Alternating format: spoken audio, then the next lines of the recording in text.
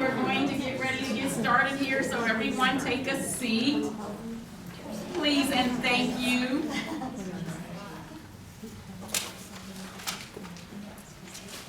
Happy Monday morning!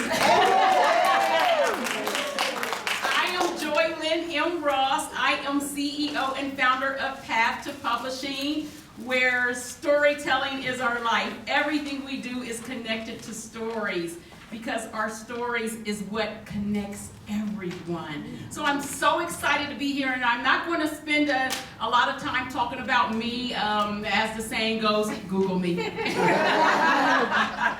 But no, really, because the storytellers that you are about to experience, they deserve every minute of this hour. So I do want to absolutely thank the Neon Museum. Kaylee O'Donnell has been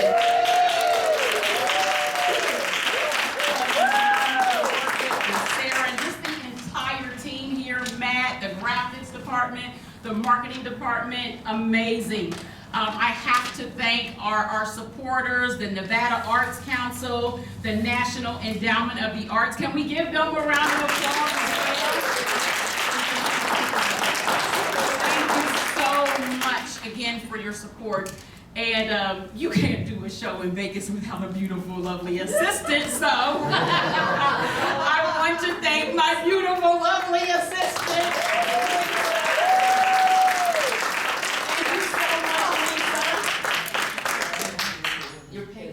Don't cash it until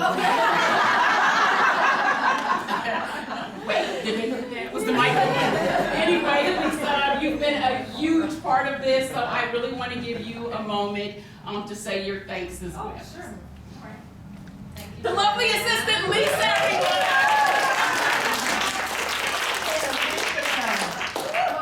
I just want to say thank you to everybody who came, because without you here, they wouldn't be able to share their stories, and I think these stories are needed to be shared. So thank you. Thank you, Kaylee and Matt and everybody at the Neon Museum, the Nevada Arts Council. Thank you very much.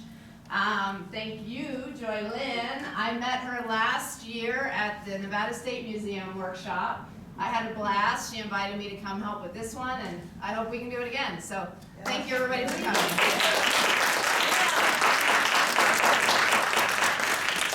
And you keep hearing Kaylee, Kaylee, Kaylee, so let's put a face with a name, and Kaylee, you get over here.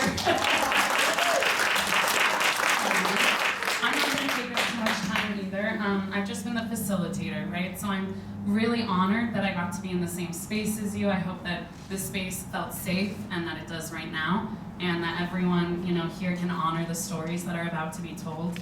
I think they're all interconnected as well, so, if you look out for kind of those themes and those concepts, they're really apparent, and they're wonderful. And really the last thing that I'm gonna say is through Emily's mouth. She is our collections manager.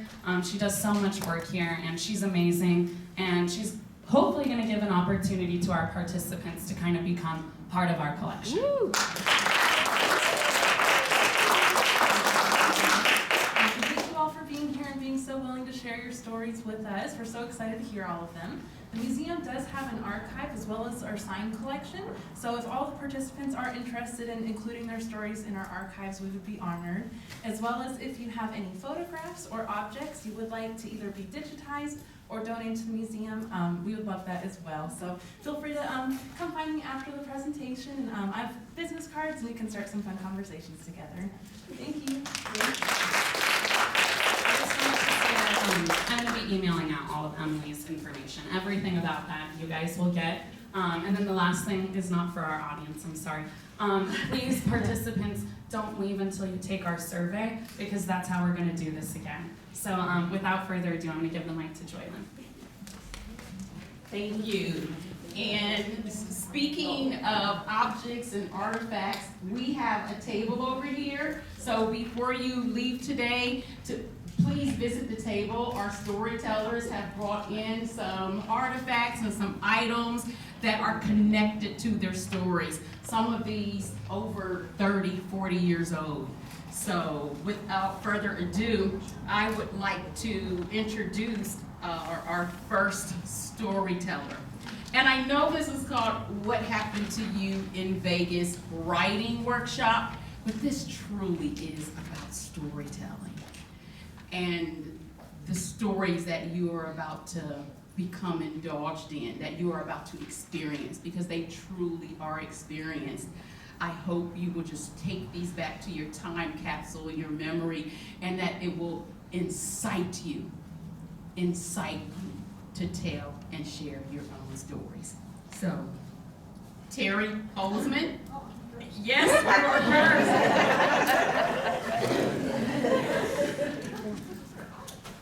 All right, and you can just let us know a little bit about who you are and then lead into your piece.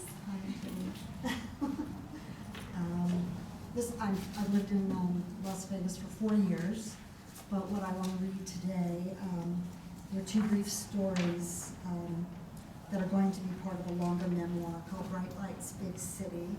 And it's about my first visit to Las Vegas 40 years ago on a business trip. I worked in Washington, D.C. for an association, and they had their convention here every year. And I worked there for 4 different years, but my first, I want to write, the things that are coming back to my mind are this first trip. I was 23 years old and let loose in Las Vegas. This first story is called, they're both pretty brief, called Sequins. There was something special about a sequin, just a small, shiny, disc-shaped ornament attached to a costume or evening gown. So much magic in a simple piece of plastic. Multiply it by 1,000 and you become your own spotlight. Sequins have a center hole and stitched flat to a garment so it will not move. But there are subcategories within the sequin family, like paillettes, a fancy name for very large sequins, and spangles. These are sequins that have a hole at the top, so they go every which way when the wearer shimmies and shakes. Spangles are the best because they catch the light and reflect it right back into the eyes of any observer. You can see yourself in the spangles shine. I think of Tina Turner when she's singing Proud Mary, the one time I saw her in concert. She wore a spangled, thigh-high red dress, and at the end of the song, when she's rolling on that mythical riverboat, dancing so fast, so furious, that she just knocks everyone out. We're all down for the count, but we don't know it. We're stunned by the light that flew from her body like a million shards of broken mirror. The thing is, Tina didn't need a spotlight to dazzle. She didn't even need the dress. But some of us require help to find our glow. I was one of the unlucky girls whose shimmer and shine was hidden somewhere south of my soul, baked in beneath a shell of being a good girl, a don't rock the boat follower of the rules and good manners, a church-going sinner. But I was going to Las Vegas on my very first business trip, a trip I was looking forward to, not for the work, but for the fun, the shows, the booze, the gambling, the men, the glamour, the neon, and of course, the sequins. Ordinary clothes would not do, because I wanted to be seen. I needed to be seen, finally, and you can't hide in sequins. I wanted to wear sequins, so I would no longer be invisible. No, I wouldn't be Tina Turner, but I could dress a little like her. I would gleam in my own way like a brand new penny. I saw the sequin outfit I wanted. It was a top, and it was in one of the Christmas windows in a fancy Washington, D.C. store called Garfinkel's. A window focusing on New Year's Eve glamour.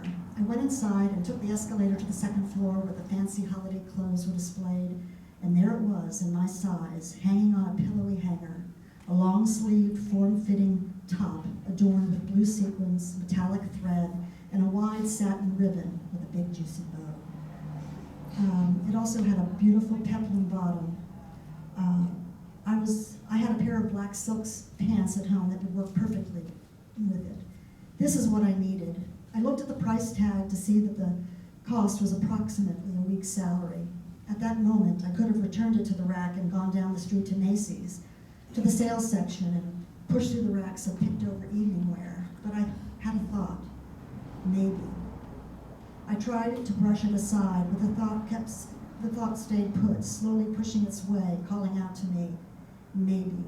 I had a chill as the thought made its way to my chest, feeling raw and permanent, like a new tattoo. So I would do what I had to do. The jacket of my big girl business suit was a little too large. I put my bow tie blouse over the sequin top, the suit jacket over that, tucked the peplum under the waistband of my skirt. I checked my silhouette in the mirror. It all looked perfect. I slipped on my low-heeled 9 West pumps and walked out of the dressing room, down the escalator, and out the door. So that's secrets.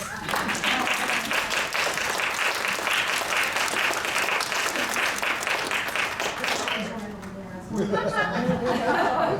missing the bow tie.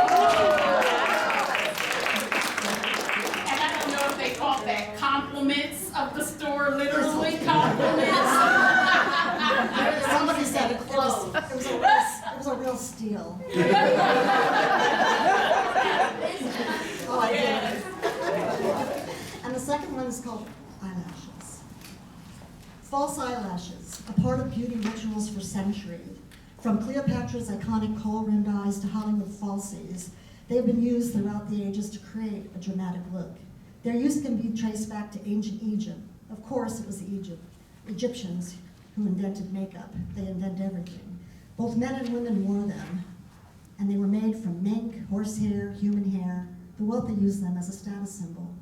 False eyelashes were first used in Hollywood in 1916 when D.W. Griffin, director of the film Intolerance, wanted actress Seema Owens to have eyelashes that brushed her cheeks and made her eyes look larger. In the silent era, the eyes were everything. The eyes told the story. My false eyelashes were laid out with my makeup on the bathroom vanity of my hotel room in the Hilton. On the bed was the beautiful purloined blue sequins top, the black silk pants, and the stilettos. I ran my hand over the sequins, held the top up to the light, moving it back and forth to see it sparkle. Tonight would be the first night I'd wear my top, my treasure. I had a date. Tom was one of the crop dusters attending the 3-day convention I was working. We had spoken many times on the phone at the office, but it would be my first time meeting him. He didn't attend the first day of the convention, so I didn't know what he looked like. A blind date, I guess. We made plans to meet at the hotel bar. Tom flew a helicopter, to spray pesticide over crops from the sky, killing weeds and insects for the betterment of mankind. That was his business and the business of everyone I was working with at the convention. I agreed to go out with him and go to a show because he promised to take me for a ride in his Sikorsky helicopter over the Grand Canyon when the convention was over. I showered, dressed, applied my makeup, and took my time putting on my sequins.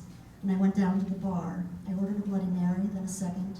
It had been a tough day on the convention floor, on my feet for 12 hours, and sitting at the bar, my feet were still so numb I couldn't feel my toes. A handsome man, mid-30s, sat down on the bar stool next to me. He was wearing a Stetson, creased blue jeans, and alligator cowboy boots. A well-groomed mustache completed the look. Could this be Tom? The man leaned over. A word of advice, m'lady. Advise away, I replied.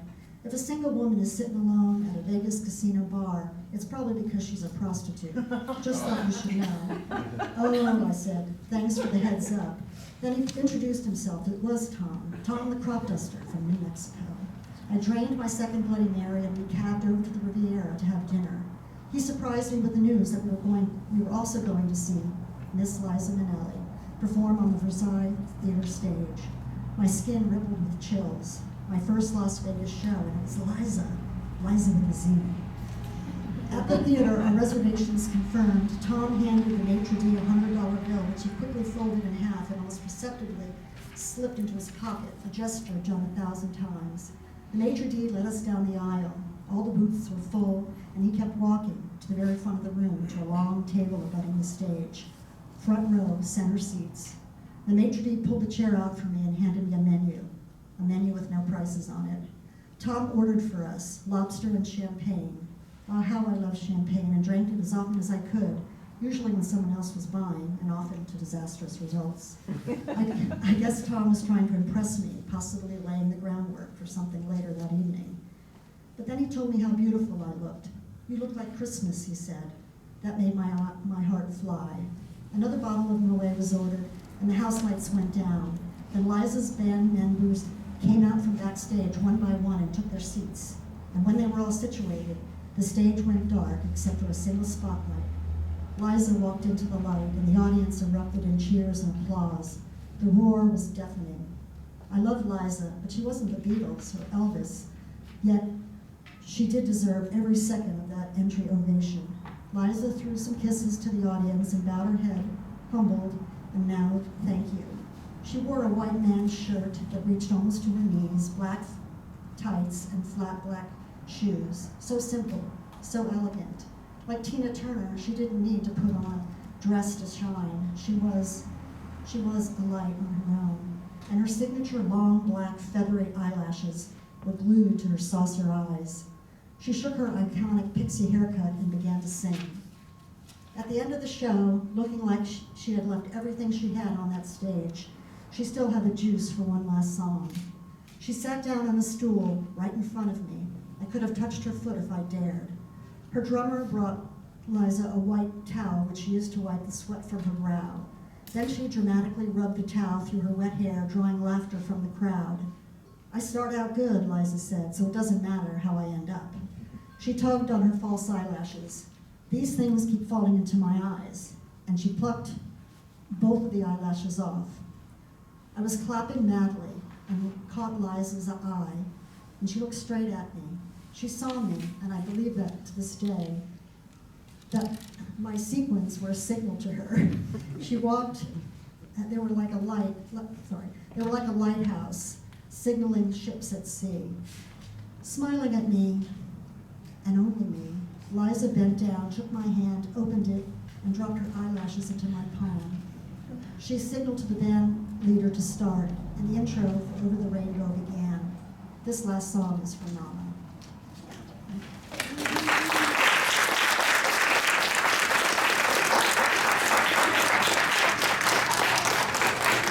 Thank you so much for sharing. Wait, before you go. And you went first because she's sort of a show-off. 2 stories. 2 stories in 6 weeks. She started those stories when she started this workshop. So your stories are why we do this. And so you definitely deserve and have earned this certificate of completion.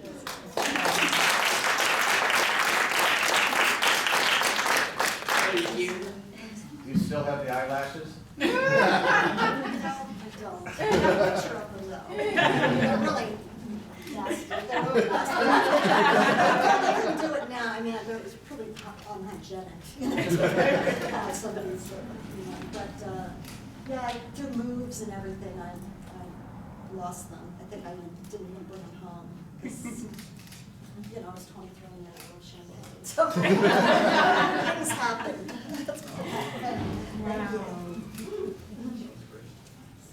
So was I right? Did you just have an experience? Were you just watching Liza perform? So thank you so much. Next we had Ned Barnett, but Ned, he was hospitalized over the weekend, and so he just didn't feel strong enough to be able to come, but he definitely has sent his support to all of his fellow Neon Writers. Did I tell y'all we got a name? Hashtag Neon Writers, officially. So next we're going to have, actually Nancy. Nancy wasn't able to make it either in person, but she did send her story. So Nancy Elaine, yes, she was able to send her story. She got a call from her doctors. And as you know, if your doctor can squeeze you in here in Las Vegas, even if you've got tickets to see Liza, you go to the doctors. And so, again, she did send a video, and Kaylee, I'm right here. okay. I'm getting it ready. Okay. I'm like, we're doing magic show too. Okay, all right then. So we will wait for Kaylee to start the video. Well, it was working a second ago. That's great.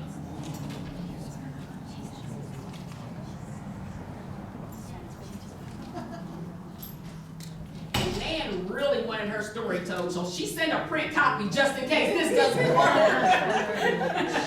And I'll be glad to read it for her, but there's nothing like the story coming from the storyteller.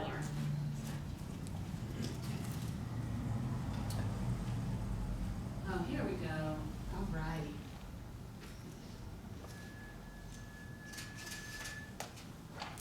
Are we good? Yes. Hello, and thank you for letting me participate, although I couldn't be there. I want to thank the staff at the Neon Museum and also Joylynn and her staff. It was a wonderful experience. I enjoyed it so much. I wish you all well. This is my story. It's called When Mama Met the Mob. A backstory. I was 7 months pregnant and staying with my mother in Phoenix while my husband worked in Alaska. My older sister convinced me to escort our mom on a trip to Las Vegas. She was determined to go and had never been there or gambled before. Our second night at the Met Hotel, she woke me up distressed and slurring from too many free drinks. Mother played roulette and lost all of her money. We didn't have enough to pay for our stay or fill up the gas tank. It was August 1965, long before National Visa or MasterCard. This is an excerpt about our return trip back home. Mother was convinced the mafia had rescued us.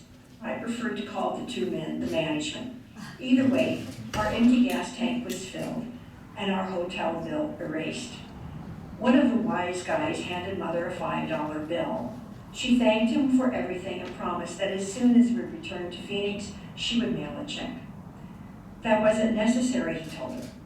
Compliments of the Mint Hotel, and please, don't come back. We swept our suitcases and me in our little orange VW bug, and off we went. I was thrilled to leave Fremont Street and the waiting cowboy, convinced I had no need ever to return. The drive home was just as hot and miserable as the one to the resort city. The Beetle's air-cooled engine struggled to go up and down the hills. It was as if our car waited until just the right moment to go clunk. Its last clickety-clack up a rise of the desolate asphalt stretch of Yarnell Hill. Something under it dropped to the ground. It stopped dead and gave its last hot breath. Mother and I looked at each other. She was silent. I wasn't speaking to her. She knew better than to spout, "Don't say anything, I'll handle this." Her overused phrase had gotten us into this mess in the first place. I stared at the heat mirage dancing over the sizzling pavement ahead. Tears and sweat flowed down my cheeks as one hand used my billowy smock to wipe them and the other shielded my eyes from the sun. We were doomed. My poor husband, I didn't tell him about the trip. Boy, is he gonna be mad. The pavement's hallucinating waves undulated as I stared into and through them to the bleak world that surrounded us. It was an illusion of water dancing, and there are many stories about how it made the old-timers crossing the desert lose their mind looking at it too long. My eyes were fixed on the mirage. I saw a black object appear, breaking through it, moving closer to us. Human heads with arms motioning to us. It was real. It was help. 5 men jumped out of the flatbed truck and started yelling and talking to one another in Spanish. "Don't worry, lady, you okay? We help. Go inside the truck," one said. From the vehicle's interior vantage point, the men pushed and then hoisted the little orange bug and its dropped part onto the two planks and onto the truck. Off we sped, rescued by 5 caramel-colored saviors of 2 little fair-skinned fools. We went down a dirt road and up a hill where a large stucco house and a few smaller ones stood. There were children everywhere, playing and laughing. A few stopped to gawk at us. Once inside, 2 older women smiled as they placed glasses of water before us. Next came bowls of soup with the chicken legs swimming in it. The dogs were friendly, as was the rooster who pecked his way along the concrete floor. Kids were in and out with ever-present laughter and curiosity. "Hi, I'm Carlos. "How are you?" the chubby boy said. He looked about 10 years old. "Fine," I replied. "Me too," he said. "You gotta have a baby." "Yep." One of the women spoke to him in rapid Spanish as I watched and ate. Confident Carlos turned to me to convey the translation. "Mi abuela wants you to know that you're in good hands. You okay. She says that if you have a baby here, it's good. She delivered all my brothers and sisters, nieces and nephews. She told me to tell you that you are in good hands." Thanks a lot, everybody.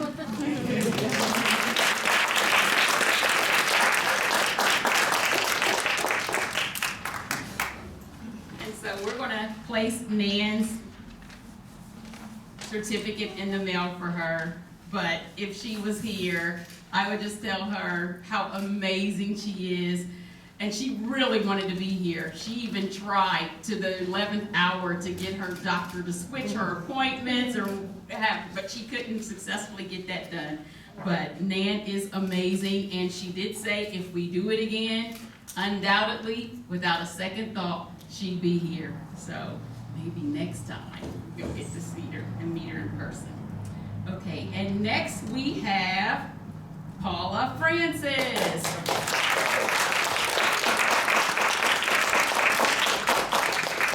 And I'll let Paula share who she is, but most of you will probably recognize her face. I'm a writer. Storyteller. Yeah, writer. Yes. I got a lot of help from Joylynn over the weekend, and I'm very appreciative of that. Also to the fellow writers who inspired me. I've taken the front part that was kind of fact-filled, and I'm moving it to the end. Okay. Okay, so, let's see. As a reporter, I developed a pretty hard shell, but one interview utterly shook me, and the raw emotion I felt that night will never leave me. My narrow definition of family would not survive the night.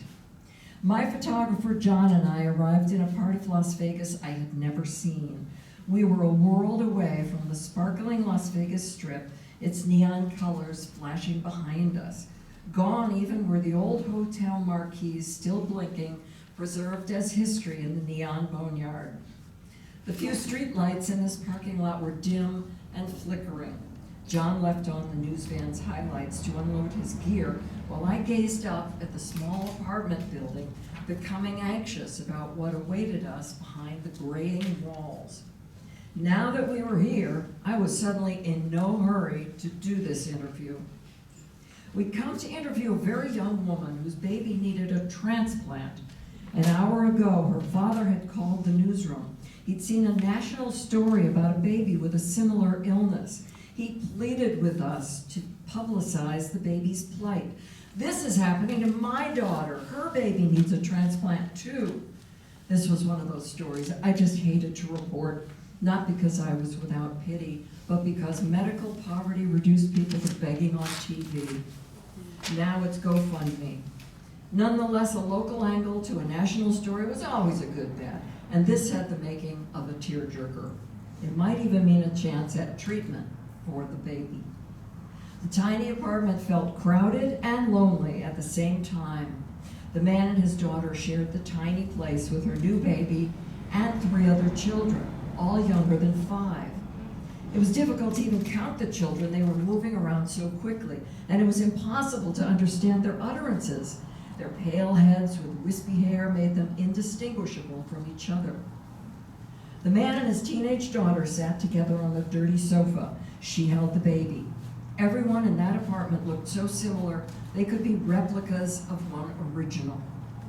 Their unnerving resemblance made me want to run. Back outside, back to the van, back to the station, back to my sheltered ideas of what makes a family.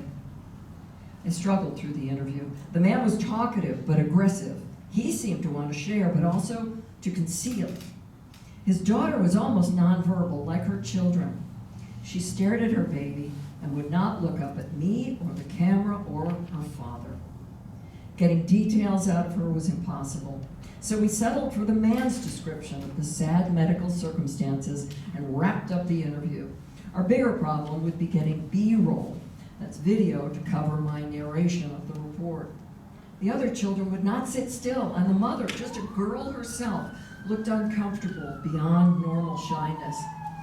Besides the sofa, the only furniture was a small table. We packed up and left, eager to get outside, to return to the Las Vegas facade that we knew. As we walked back to the news van, I asked John if he'd seen what I saw. No, he said. I told him. That man was the father of all those children. We were silent as we drove out of the darkness back to the never-ending brightness. How would I be able to write a news story ignoring my suspicions? I believed we'd been in an active crime scene, but I had no proof. I couldn't report on suspected incest.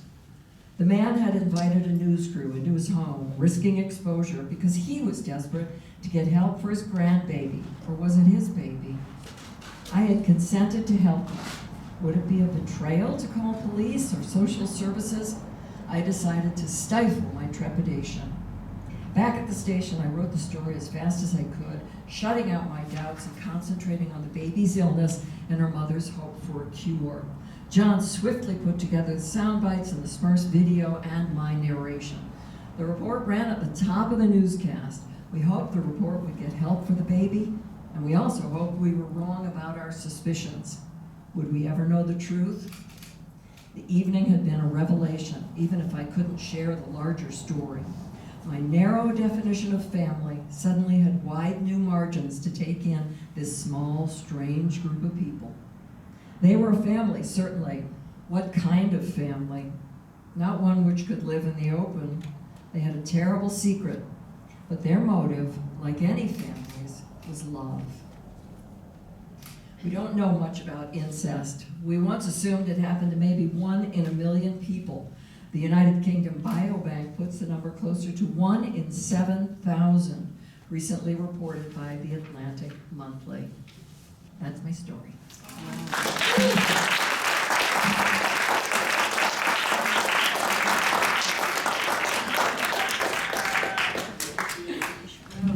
Thank you. And you truly are a writer and a storyteller. That last minute switch, that's perfect. Because you went what was in your spirit. You went what was in your heart. And thank you for sharing that story. Thank you. Thanks to the Neon Museum. What an inspiring place. Thank you. And so here is your certificate of completion, well deserved. And I hope if we do it again, you will be back. I will.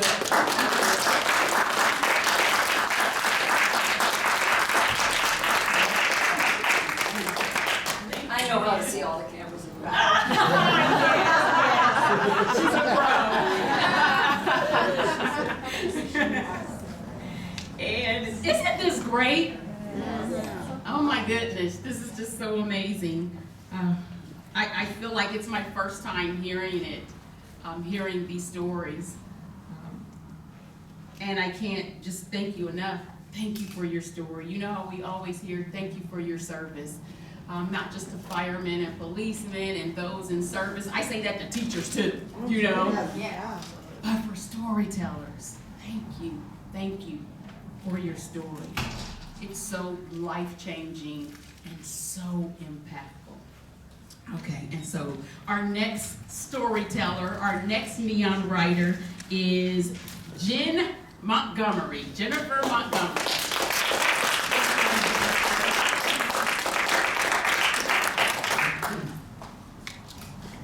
go, Jen. So I became a mom kind of later in life. I adopted 2 boys. They are biological brothers. I have them both since birth. For the first baby, I was married at the time. 4 months after we adopted, I suddenly lost my husband. And I was in school at the time, so I had to pull myself together, get through school, realize I was now a single mom. And I got through school, I graduated, and then 4 months after I graduated, I got the call from the social worker saying, the birth mom is pregnant again, would you take another one? So I'm a mom of 2. And this is the story of the first one. You need to get on a plane to Vegas, the message said. The birth mom is in the hospital and she's in labor. I'm in disbelief. There have been so many false calls. I'm so nervous. I brought my plane ticket and canceled it a few times, trying to navigate the best time to arrive. The birth mom doesn't want to meet me. I'm not sure why, but I'm also not concerned. I'm sitting outdoors by the pool trying to wrap my brain around what is happening. It's all so surreal. The water is so soothing. Gosh, he doesn't even have a name. Before I left, we go back and forth suggesting possible names. Jasper, Dominic, David, Alistair. We'll just have to decide later. Off I go. She has changed her mind. She wants to meet me. What am I going to say to her? I try to imagine what she looks like. Should I get her something? Flowers? Maybe orchids. Purple. We are going to the hospital, but only I can go into the room. Again, I'm so nervous. I still remember and have the dress that I wore. Orange and pink are happy colors. I open the hospital room door, and I try not to look just past her and find the baby. We say hello, and I see the bassinet. I walk over and look at the face of this beautiful baby boy. I can't even believe that I will get to take him home. Is this real? That night, Joni, the birth mom, was being released from the hospital. She cried as she said goodbye to him. I left shortly after. I called the nursery that night to make sure he was all right. I had to wait 48 hours before I could take him home and Joni could sign away her parental rights. Good night, sweet love. The next morning, I took an Uber to the hospital. I remember telling everyone in the car my story. Babies make people happy. It was 6 a.m. and I got to the hospital first. Joni arrived shortly after. We spent the day sharing responsibility, taking care of the baby, feeding him and changing his diaper. We talked the whole time. At 4:30 p.m., she looked at me in the eye and said, I'm going to go sign now. Michael Trey Robert Wilson. That is the name you came into this world with, one conjured up by your birth mom, each part conveying some meaning. Trey Robert because you were the third Robert in the family, named after a man she claimed to be your father. So ridiculous. I respected Joni for her bravery in choosing adoption and choosing me, but I couldn't wait to get out of Vegas, leaving her far behind and giving you your new life and new name. It was clear that she didn't like the name we chose for you. The expression on her face said it all.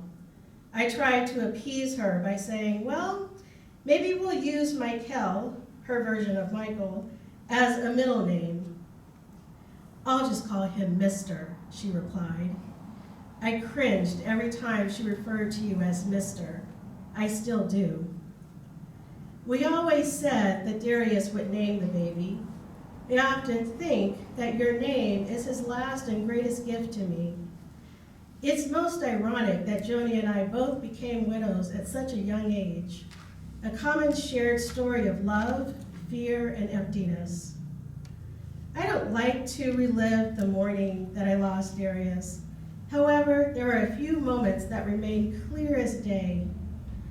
Overhearing the paramedic saying that rigor had set in, the dreaded phone call to his mother, and staring at him in the bed, almost chastising him for leaving me.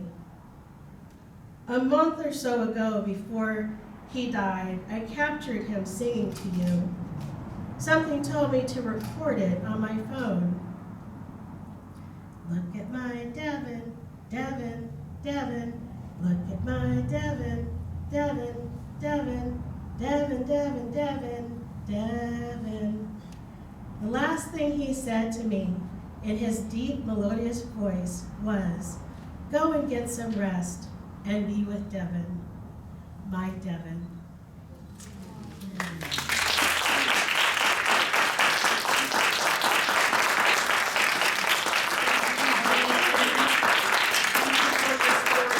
your service, because you're a teacher and educator, so. And thank you for being a part of this amazing experience. Thank you for sharing your stories and allow us to be a part of Devin's life in a small way. Thank you.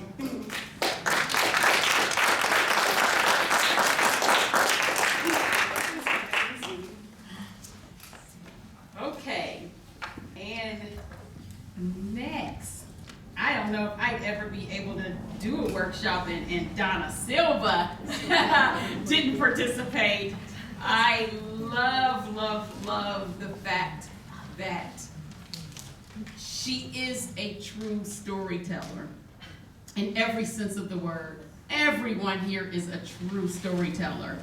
But I'm being nice when I say this about Donna, because I told her it's our little secret. We're really manuscript hogs, which means we hold on tight to that manuscript and we work it until the 11th hour, and just want to have this sense of not perfection in the writing of the story, but truly in relaying the story to make sure that it has the impact, the life-changing, history-shaping impact that a story can have. So Donna, please come forward.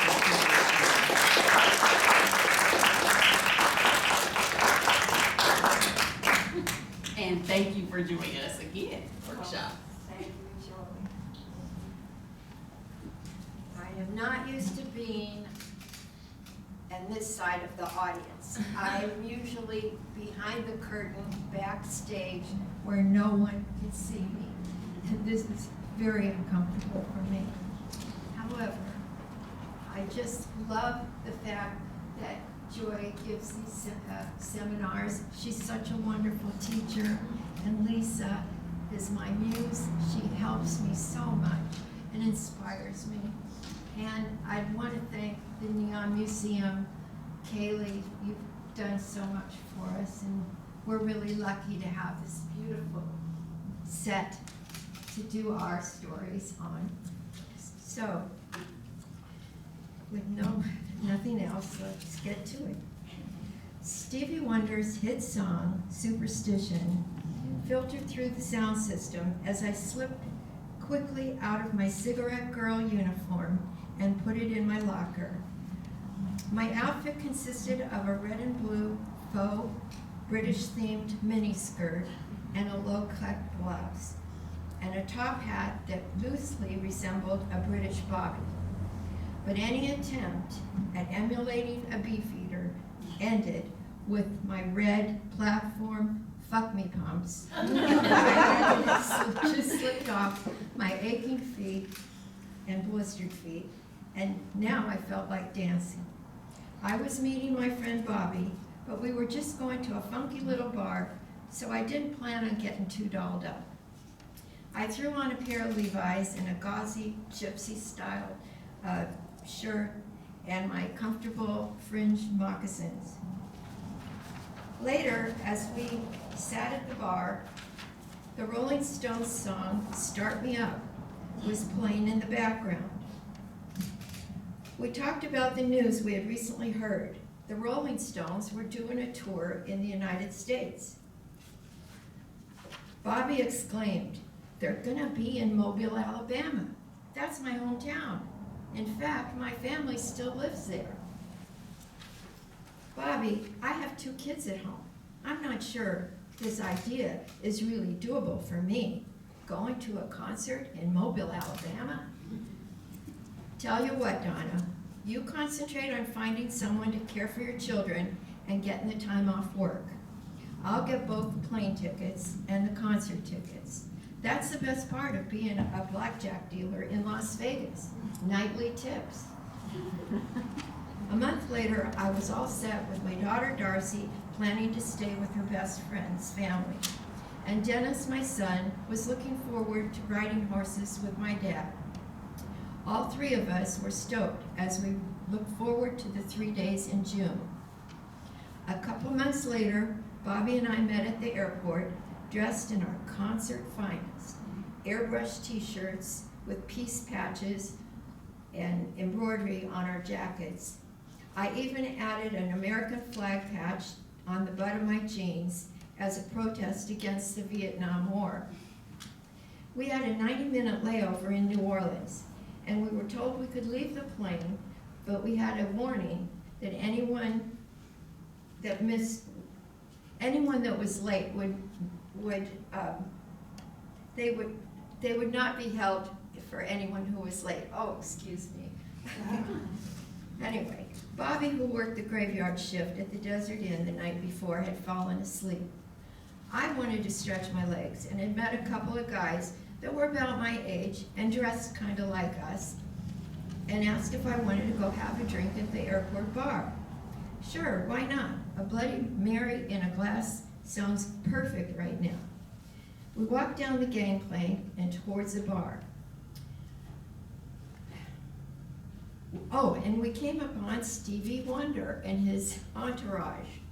I had heard he was the opening act for the Rolling Stones. Hey dude, ¿qué pasó? How come you guys left so early last night? Boy, was I shocked to hear that. Who were these guys I was with, planning to drink with? They knew Stevie Wonder well enough to say, hey dude, to anyone in his group. So I asked, oh, I'm Chip Monk, the production manager of the Stones tour. And these two renegades, they're the sound crew. And this guy, Bob, he pretends to be our head electrician when he's not drunk. They all laughed, and the third guy I met that day, named Bob, smirked. Guys and their humor, I thought. In the next hour, I was given a full access pass for the entire 3 days of the load-in, sound check, concert, and load out. The next 72 hours, I got a great education on what's involved in the production of an enormous rock concert. I was allowed to go anywhere I wanted to be as long as I felt safe and I wasn't in the way. I asked questions. Boy, did I ask questions. This was a world I had never seen before. One guy who was always on stage seemed to direct traffic. Must be the stage manager, I thought. Off came lights, speakers, huge sound and light boards, although at the time I had no idea what they were, and cable, miles and miles of cable. Oh, I had almost forgotten about Bobby, but lucky for me, he seemed to be having interaction with his family, and he was looking forward to the concert too, and I was able to get him a backstage pass. During the show, I had the best position you could imagine, right on the stage. Chip made sure that I knew where to stand, where I'd see the entire show without getting in anyone's way. By this time, I knew what I wanted to do for the rest of my working life, and I was sure I could do it all. Well, except maybe the rigging. That looked a little too dangerous to me. When we returned to Vegas and my menial job hawking cigarettes, the idea of stage work didn't leave my mind, ever. One night, I heard our coded call on the intercom. Joyce Camo, telephone please, Miss Joyce Camo.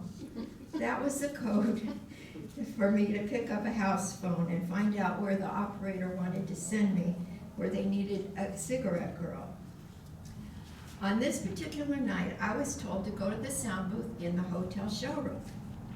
I got there, and to my surprise, a guy named Jim Fox, who I had gone to high school with, was the sound engineer. He needed 2 packs of Marlboros. Gee, Jimmy, I didn't even know you worked here. Did you just get hired? Oh God, no, Donna. I've been here since the International opened with Barbra Streisand.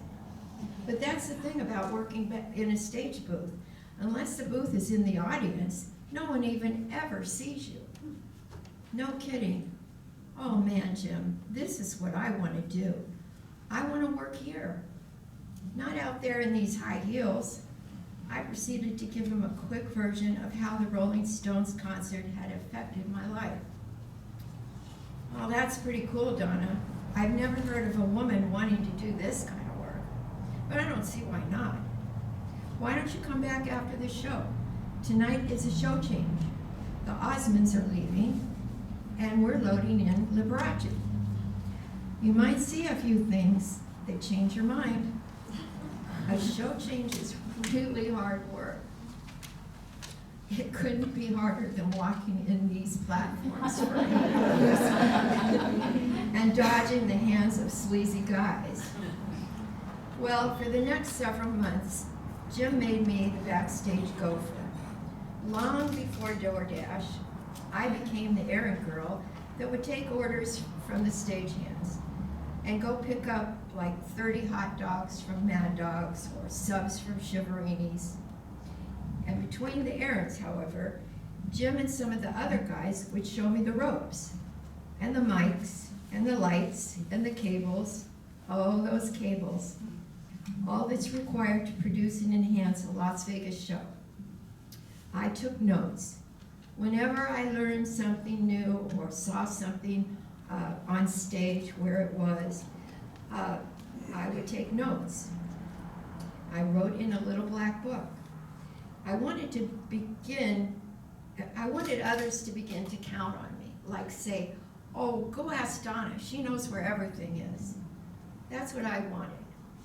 It took me years to get accepted in the Stagehands Union, IATSE Local 720, 4 years to be exact, but I was determined not to give up. When I first applied at the union, they told me, "Sorry, this is a father and son union. The women could only be seamstresses and wardrobe ladies." Well, I lied.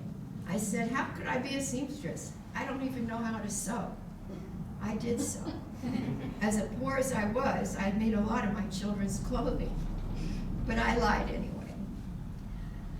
I hope that other women who want to live their best lives and have a dream will take a few hints from me. Be ready for the moment your big break presents itself. You may need to lie.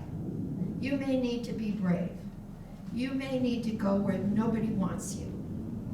Or you may need to go to a rock concert and recognize that "Start Me Up" is more than just a song.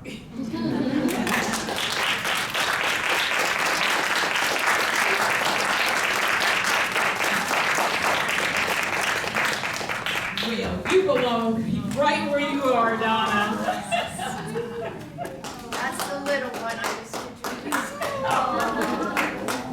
So, correct me, Donna, you were the first female? In Nevada, the first female stagehand in Nevada.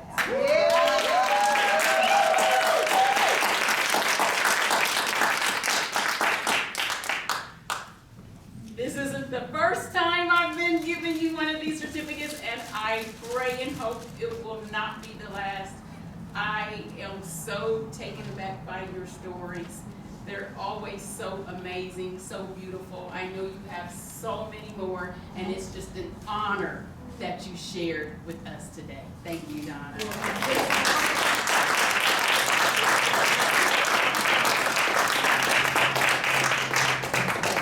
And before I introduced our next neon writer, Donna mentioned that black book she took notes in. She found it in her attic a couple of weeks ago.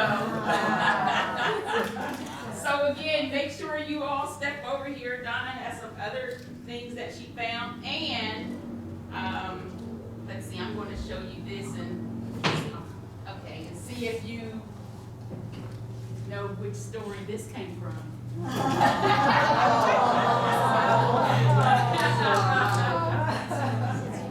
Yeah, so make sure you visit the table over here. Okay, all righty.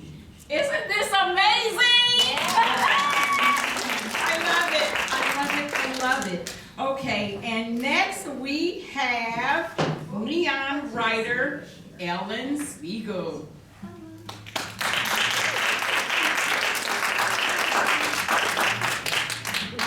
Here you go, Ellen. Thank you so much, Joylynn. You are so welcome. And Ellen is amazing. I mean, what's so funny to me is that it doesn't matter how many times I teach these workshops, everybody says the same thing week one. I'm not a writer. I'm not a storyteller. This isn't very interesting. By a round of applause, are they storytellers?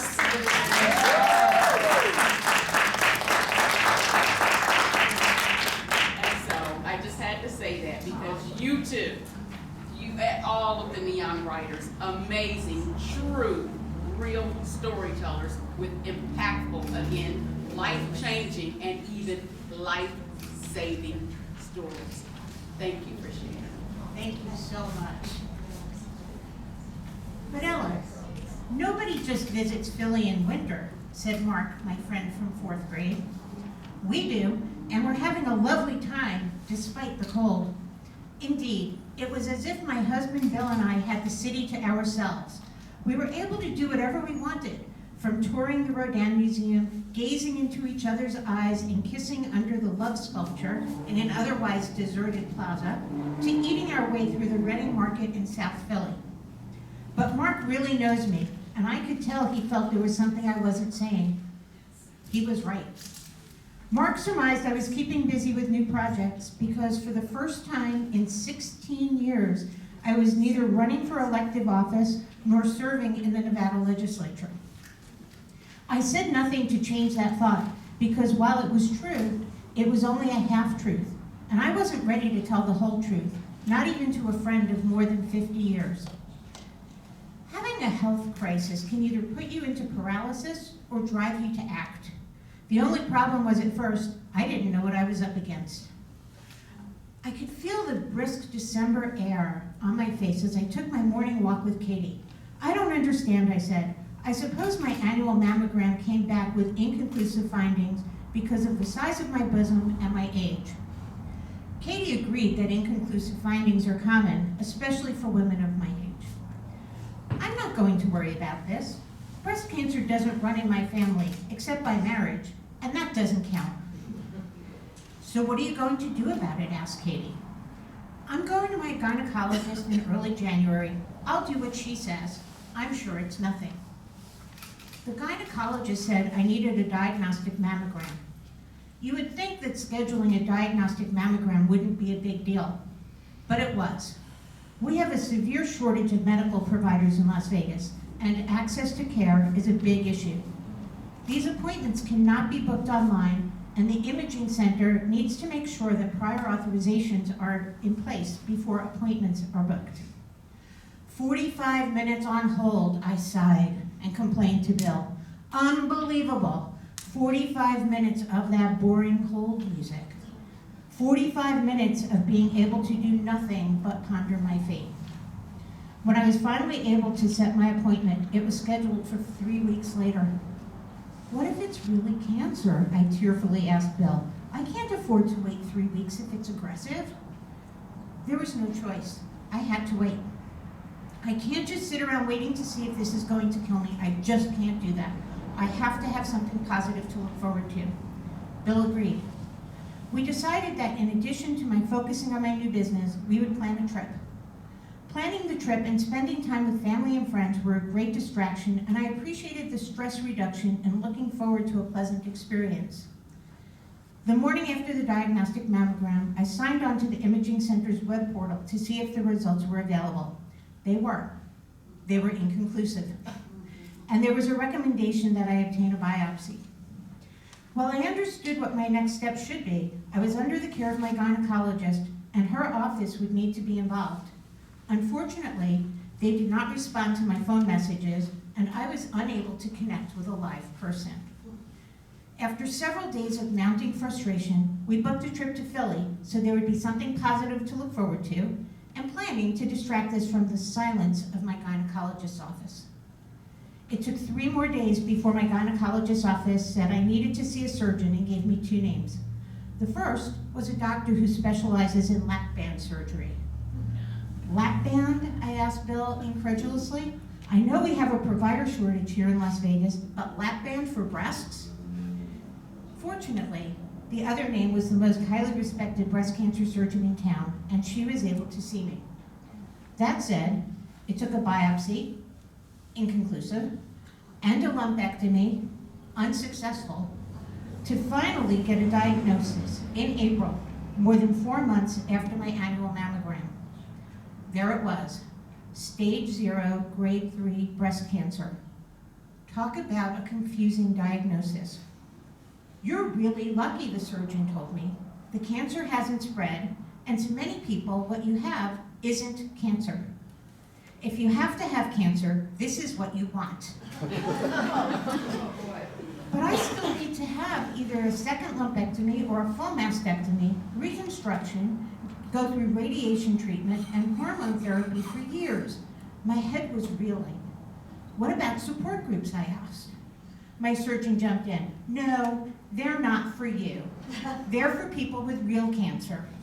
Support groups are filled with angry people who have invasive cancer, and they will hate you. So no support? How could it be that I have cancer and I don't have cancer at the same time? So I decided to rename stage 0 cancer, Cancerish, which by the way is the name of this story. My surgeon gave me a few weeks to decide if I wanted to have the second lumpectomy or a full mastectomy. Because our medical providers work at capacity, when a doctor's office gives you an appointment, you take it and reschedule whatever else is going on in your life. Bill and I had planned to go to New York to attend a belated memorial service for my mother, and the appointment that was set for me to give the surgeon my answer was the day we were to return from New York. We were unwilling to miss either the service or the appointment, so Bill got busy revising our travel plans while I searched for a decision. I decided to have the second lumpectomy. I told the surgeon my decision on a Wednesday morning in early May, and I quipped, so if you have an appointment next Tuesday, I'm ready to go. She replied, well, actually, I just had a cancellation for Friday. I'll take it, I said. As she smiled, she said, I'm really glad you're able to take that appointment because my next opening isn't until July. Now let's hope we can get the insurance company on board. Fortunately, I was able to get everything pre-authorized and in less than 24 hours. I counted my blessings. I was also delighted when I learned that the second surgery was a success. As I went through this journey, I decided to keep my story as private as possible. Having been a public figure for over 16 years, I considered being open with everyone. But since I wasn't in office or running for office, I realized I could have the luxury of privacy. Throughout the rest of the year, Bill and I interspersed my doctor's appointments and cancer treatments with travel. We even went to Seoul and Tokyo to celebrate our 24th wedding anniversary. During the rest of the time, I focused on building my coaching practice, and I made sure my physical and mental health were top priorities. By not letting my cancerish stand in my way, I began appreciating firsthand how a positive mindset can help patients take control of the uncontrollable. I had taken inspiration from friends and family members who built rich and fulfilling lives despite having cancer. They weren't just sitting at home. They did things like homeschool their kids, complete graduate degrees, travel across the globe, and be present in whatever activities they chose to participate in. Nothing, not even cancer, was going to stop them. Unfortunately, there were some friends who lost their battles with cancer, but they too provided inspiration. I still remember how one of them announced she decided to view losing her long hair to chemotherapy by using it as an opportunity to showcase the beautiful earrings she had collected throughout the years. Her positivity was tremendous, and I loved seeing how she insisted on tackling her cancer head on. But you can't get inspired if people don't tell their stories, and you can't fix the problems with our healthcare system or help others who need it when the issues and lessons remain underground. These are the reasons why I ultimately decided to share my story. I'd like to thank Joylynn and Lisa from Path to Publishing, Kaylee and the entire team at the Neon Museum, the Nevada Arts Council, my fellow workshop participants, and my husband Bill, who's right here in the front row and is always here for me, for helping me not only find my voice, but giving me tools to use it effectively. Thank you.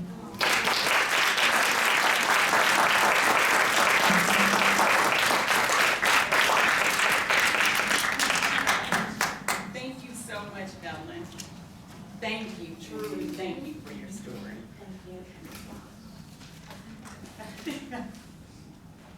Thank you again. Can't wait to read the full book. Woo-wee. These stories are so amazing. But can I just share a quick story of my own? I sweat bullets when we have technical difficulties, hoping that I didn't syndicated the wrong footage. Like, oh my goodness, did I send her what really happened to me in Vegas? So, anyway, our next storyteller, neon writer, is Eva Stelter. Is Eva here? Eva's not here? Okay. Oh, okay. Well, I will make sure that I get Eva's in the mail to her. Next, we have Winston.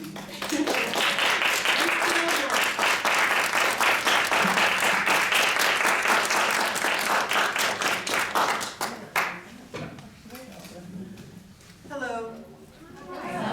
Do I need a microphone? Yes. I can talk a lot louder. Oh, yeah. Okay, it'll just take me a minute to actually get my story up. Okay, a tiny bit of an explanation. I've had a very, can you hear me in the back? No. Yes. No. Hello, can you hear me in the back? Is it on? Yes.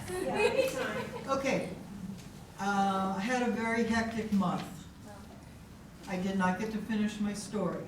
I changed my story a couple times, and so when I finally locked into what I wanted to write on, I was kind of late and I don't have a full story. So I'll be very quick because my story is very short at the moment.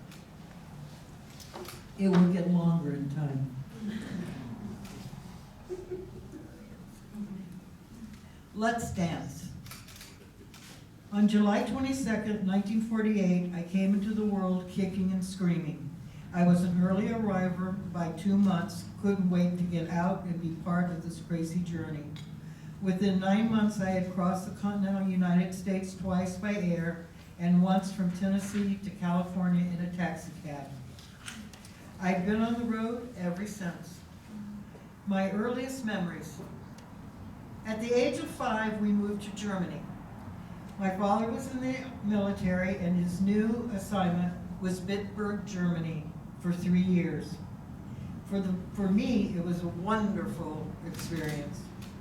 I started school, kindergarten, played with German children, learned to speak German, and traveled. My parents were wonderful about travel. I saw Italy with its gondolas and canals, and Switzerland. I remember how big the Alps were. Holland was spectacular. We were there during the Tulip Festival. There were acres and acres of tulips, all different colors, beautiful colors. It was the first time I saw a windmill and the only time I saw a dike. I was a very active child at that time, and still am. To my parents' credit, they enrolled me in dance school. This decision carved the destiny of my life. I loved ballet. After a very short time of being in a class, it was decided by my teacher that I should take private classes instead of group classes. Excuse me? It's allergies. It's Vegas. It's Vegas.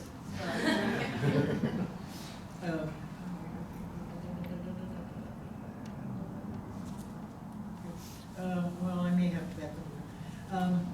Okay. It was decided by my teacher that I should take private classes instead of group classes.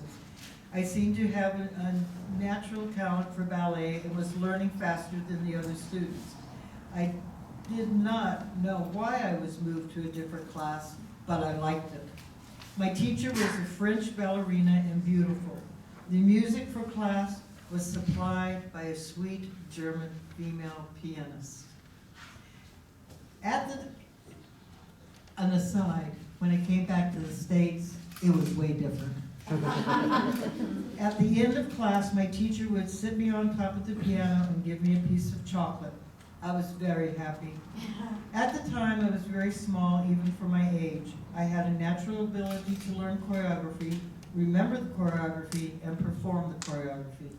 I was born with good body lines, a natural ability of movement, and started with a good teacher and a love for dance. There were scouts from Paris, from a Paris Ballet Academy that came to our school. The manager of the school, who was not a dancer, told my parents I had the opportunity to go to Paris and train. Luckily, my teacher jeopardized her job and told my parents I would be a great novelty, but I would eventually break my arches of my feet and never walk normally again. That's as far as I've written, but I'm going to just ad-lib and tell you as we're going on, because there is another chunk, but I'm just going to cut to the chase. I had a very long and very successful career as a dancer, and I am very grateful.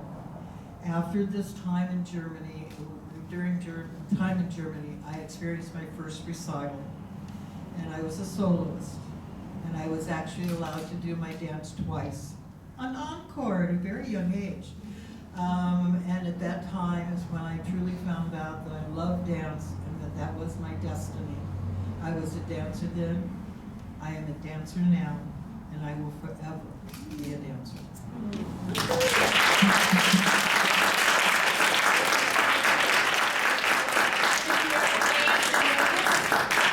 I'm sorry, I forgot to add the Vegas part. My husband, who is a musician, and I moved to Vegas a couple times. It was never our real choice of places to live. However, as performers, it's either LA, New York, or Vegas.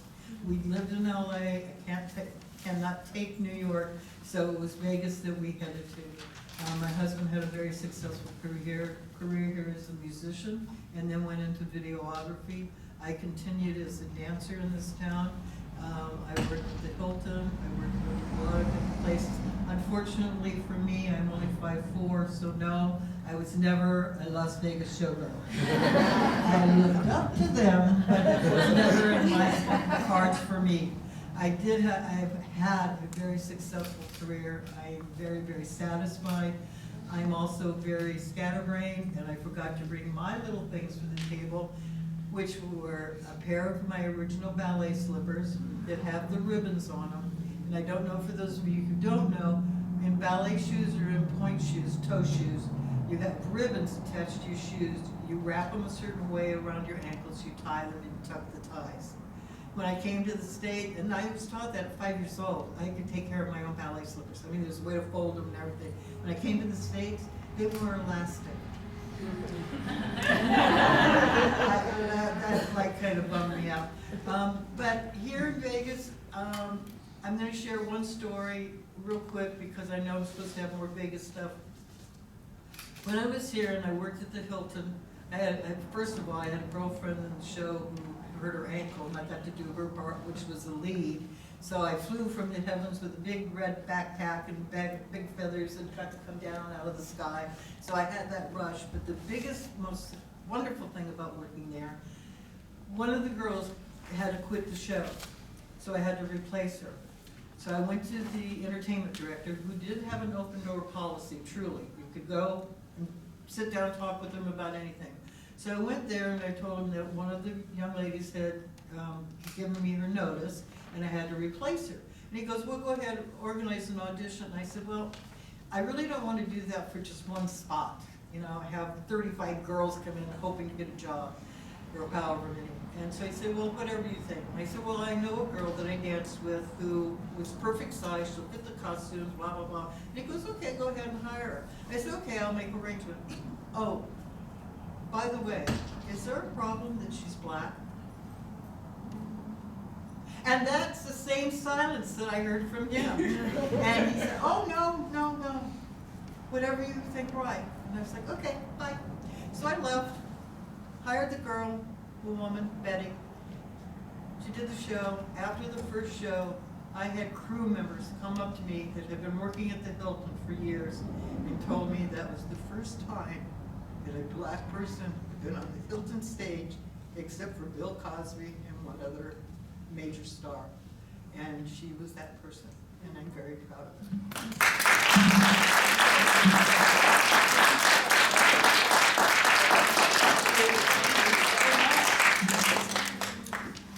I can't believe I'm shaking. Thank you so much for your story.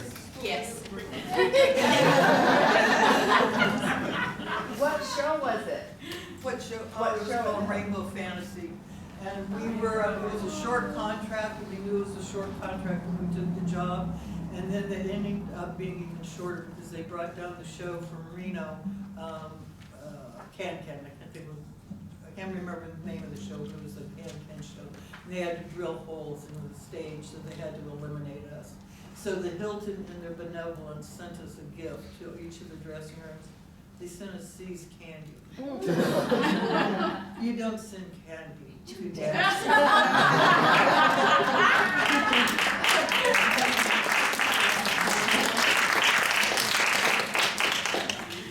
Oh my goodness. Well, last but absolutely definitely not least,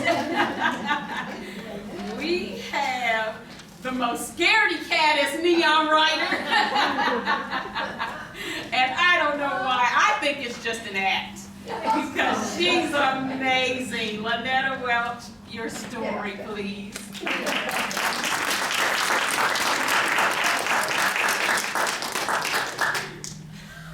Okay, when I signed up for this class, I said the reason I'm doing it is because I wanted to do something that made me feel uncomfortable. Oh. Sitting in the back till the last person to come up is about the most uncomfortable thing you can imagine. I kept sitting there going, okay, it's me. It's going to be, no. You waited. Did you purposely want to make me feel uncomfortable? Yes. Okay. You succeeded. Thank you. I knew you were back there just to shake it. I was like, this is so cruel. This is the last day of school. No tax in my check. And I'm like, I say to Lisa, is there a microphone stand? She's like, no. I'm like, I can't hold it. Do you want me to hold it for you? Okay, so I'll tell my story now. My story is the night the lights went out in Vegas. So, looking back to that night in 1987, I can't help but revel in the memory of how young I was. I was young, but I had big dreams, and they were coming true. The magic act that my then husband and I had worked so hard on was now a starring act at the Sands Hotel and Casino on the world-famous Las Vegas Strip. At the time, this act was my entire world. Performing was all I lived for, but now those days are nothing more than ancient memories. As the years have ticked away, I have neatly tucked away my memories from that period of my life, and I rarely think about them anymore. However, there are a few I can never forget, and this story is one of those unforgettable memories. We were appearing nightly at the Copa Room, the famous showroom where in 1960 the Rat Pack had performed. I couldn't believe that every night I was lucky enough to stand on the same stage where so many greats had played. Not only the Rat Pack, but also Ella Fitzgerald, Judy Garland, Tony Bennett, and so many other legendary stars. The band would start playing our intro, the curtains would open, and there we were, performing on this historical stage, just as those amazing performers had in years past. It was surreal to think that my dressing room was the same dressing room that had been used by some of the greatest performers ever. The dressing room was nothing special. To say it was underwhelming would be an understatement. There was also a very odd thing about the dressing room. It was not on the same floor as the stage. Instead, it was almost 3 stories above it. There was no elevator, so the performers had to climb 3 flights of stairs to get there. I always thought how strange it was that all those huge stars had to climb so many stairs to get to their dressing room. Despite the boring room and the endless climb to get to it, I was still thrilled to be there. And I would often sit and imagine the gatherings and conversations that had happened in that very dressing room. We were having the time of our life, living and performing on the Las Vegas Strip. The 2 of us, our little dog, and our ducks. Yes, our ducks. Most magicians use doves, but the highlight of our act was our use of ducks in several of our illusions. In one illusion, a duck would vanish and magically turn into me, dressed in white feathery costume that I had made. In another trick, a duck would vanish and turn into our little Pomeranian dog, Victoria. She loved the limelight. She would hide motionless until her reveal, but as soon as she heard the ahs and the applause from the audience, knowing they were for her, she would put on a show, her tail wagging 100 wags per second. In another trick, an audience member was asked to inspect an empty bucket and hold on to it. On stage, a duck would disappear and then reappear in a bucket being held in the person's arms. The toughest part of that trick was making sure the surprised audience member didn't drop the bucket. So ducks were an important part of the act. For us to create these magical marvels, we had to have pet ducks.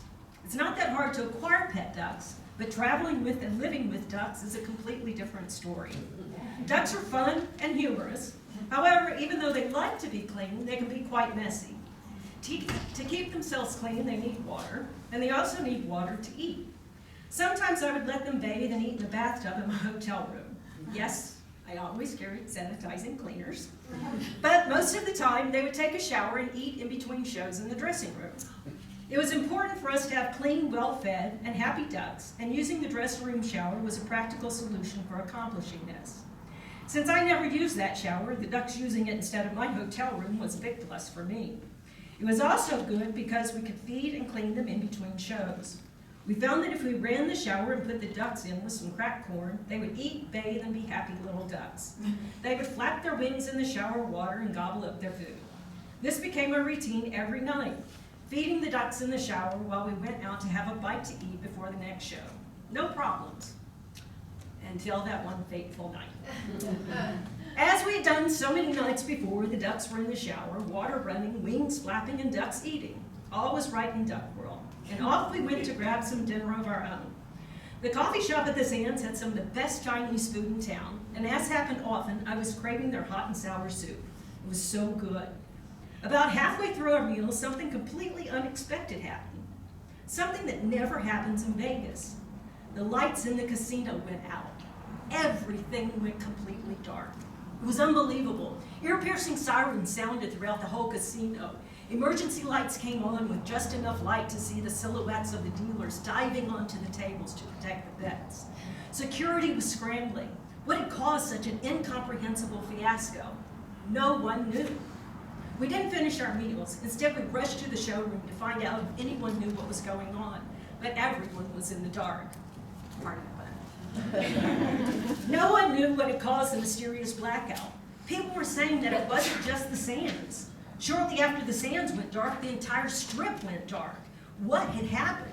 It must have been some sort of major catastrophe. Then we overheard a security guard say something that shot fear and horror through my entire being. He said there was water pouring down the walls into the electrical power boxes between the main kitchen and the Copa showroom. They were baffled. Where was the water coming from? There was no logical explanation since no water pipes were anywhere near the power boxes. Our faces turned so white they were almost clear. My heart was pounding in my chest. It pounded so loud that I was certain everyone around could hear it. I could barely breathe. My hands were shaking. Could this be our fault? I told myself no, but when you lie to yourself, you still know the truth. Our dressing room, the one with ducks playing and eating in the shower, was directly over the flooded power box. Had the two of us caused this power outage? Total darkness up and down the strip? We could never let anyone discover that this was possibly our fault. Were we the major catastrophe everyone was talking about? This could kill our careers. Could we be held liable? What were we going to do? Without saying a word, we looked at each other and darted up the 3 flights of stairs. With only the limited emergency lighting, we found our way to the dressing room. No, it was even worse than I had imagined. We were standing in 3 inches of water. Our dressing room was completely flooded. Panic set in.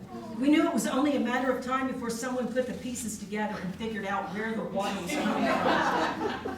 Oh my God, where did we start? First, we unclogged the drain.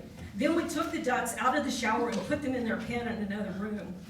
We were hiding evidence. Next, using buckets, we scooped and poured as much water as we possibly could down the now unclogged drain. The carpets were soaked. How were the two of us going to clean up this mess before we were found out?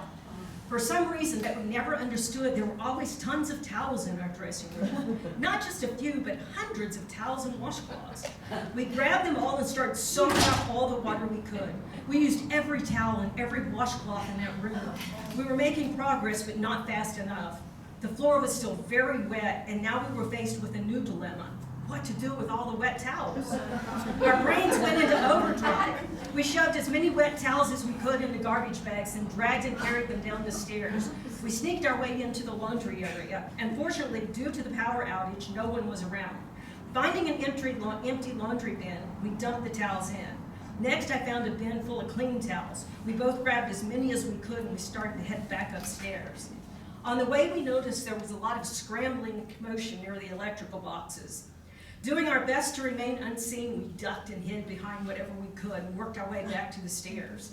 Once upstairs, the cleanup continued, soaking up water and repeating our laundry room routine so many times that I lost count. Finally, feeling the dressing room looked good enough to pass a quick inspection, we grabbed the ducks and rushed them to our hotel room. After a quick freshen up, we headed down to the bar where the other performers and crew had gathered. When asked where we had been, we calmly explained that we didn't want to leave the ducks in the dressing room, so we took them back to our hotel room and stayed there for a while. They seemed to believe our lame explanation. As we all sat at the bar discussing the unbelievable events of the night, the two of us acted just as shocked as everyone else, wondering what could have caused such a major blackout. Each person had their own scenario of what could have happened, but the two of us never offered up our thoughts. As far as I know, no one ever tracked down where the water came from. The water that flooded the Sands electrical system, possibly causing a chain reaction that plunged every casino on the Strip into darkness. We never spoke up. In fact, that night, the two of us swore to never utter a word of what we had done. Until now, I've kept my silence. But with the Sands now long gone, and we pray that the statute of limitations has expired, for the first time ever, 37 years later, in 2024, I am openly questioning, was I to blame for causing that fateful event all those years ago, that night the lights went out in Vegas?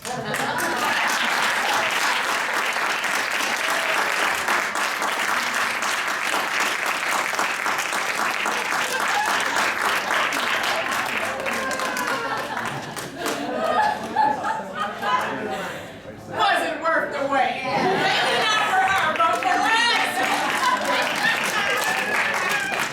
I do want to say thank you. You did manage to make me feel uncomfortable, which was my goal. And thank you, Kaylee. Thank you, the Neon Museum. And yes, if you did this again, I would be the first to sign up. So I have a great time. Thank you so much.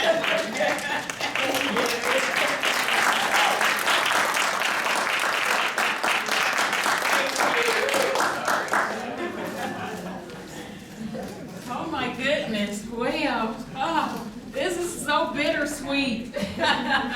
Truly bittersweet moment, spending all of this time and just really being blessed by all of these stories. And I, again, want to thank you all for coming out. And I just want to leave you with the message that our journey in life, the moments we've created, the stories we've created, especially the stories, they're really not ours to keep. They're really someone else's portion. And as long as we keep other people's portion inside of us, we're starving people. So the next time you're out and about and you see someone, maybe even homeless, with a sign that says, "We'll work for food," think about whether or not you have a story inside of you that could have or still can change the trajectory of their life. Thank you. Thank you.